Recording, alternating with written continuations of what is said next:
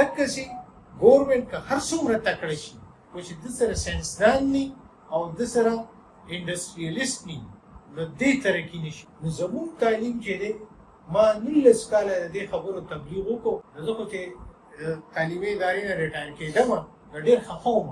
ما خو زه فیل شوم. اخري میټینګ ما د ګورنر سره کړی نو ورته مې ویل کېدای شي زه بیا پېښور ته رام نه شم خو د قوم سره که ښېګړه تاسو غواړئ نو پکار دا دي چې یو میټیریل انسټیټیوټ د افغانستان او د خیبر پښتونخوا په دې ریجن کې جوړ شي. نو زمونږ خلک به بیا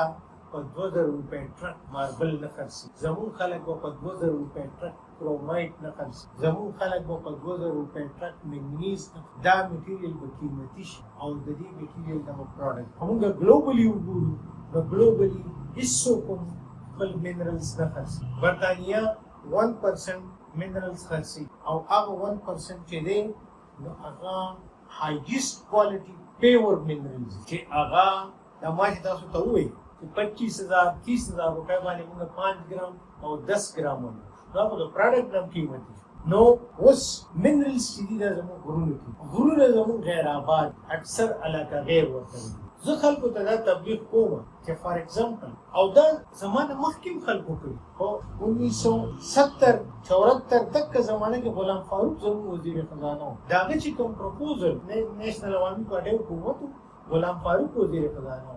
د هغه پروپوزل دا و چې تاسو سټیل میل جوړوئ نو د نوښار او د جلال آباد په دې لاین باندې درته جوړ کړئ چې د بامیانو نه ورله آیرن اور راځي او په دې منځ کې هغه اوسپنه ریفاین کېږي نو بای پروډکټس به دي د ټول د بامیانو نه والې د بامیانو نه چې ته را روان شي هلته یو اوږده لار ده. بیا جبل السراج دی په افغانستان کې د پنجشیر او د پروان صوبې دغه منځ بیا چې د جبل السراج نه راوړئ پروان ته راشي د پروان نه کابل ته راشي د کابل نه بیا په لتبن په غرونو باندې راځي جلال آباد ته نو دا ته په ټول افغانستان کې راځي. هغه وایي چې چېرې دا وړې وړې کارخانې په دغه ځایونو کې جوړې شي او چې کوم دا بای پروډکټس چې دي دا به ټول افغانستان کې پاتې کېږي او تا ته به پیور آیرن خیبر ته یا پېښور ته یا نوښار ته رارسي نو ته دلته الټرا فاین سټیل جوړوه نو دا به ستا لپاره ترانسپورټیشن وایز فیزیبلي ستا منرال به هم استعمال شي او ستا خلکو ته به روزګار هم میلاو. نو هغه دې وویل په کراچۍ کې او کراچۍ ته هغې ایرن اور د اسټرالیا نه راوړي هغه څنګه ګټه هغه ورته تاوان په ترانسپورټیشن ستا ته رف منرالز په دومره لوی مقدار کې راوړي هغه تاوان دی ورته نو هغې چېرې ګټه ونه. زما دا خیال دی او سوچ مې دی که چېرې زمونږ مشران هغه سیاسي دي که سرکاري دي چې هغې چې کم ځای کې کم منرال دی هلته دا کارخانې جوړې کړي نو هغه کارخانې ته به انجینیر ځي هغه کارخانې ته به تعلیم یافته خلک ځي هلته به د هغې فیملي اوسي هغې له به ډاکټر پکار وي هغې له به تعلیمي اداره پکار وي نو چې تعلیمي اداره پکې ډاکټر پکې بازار پکې هغه به نوبو ایریا نه بلکې زمونږ به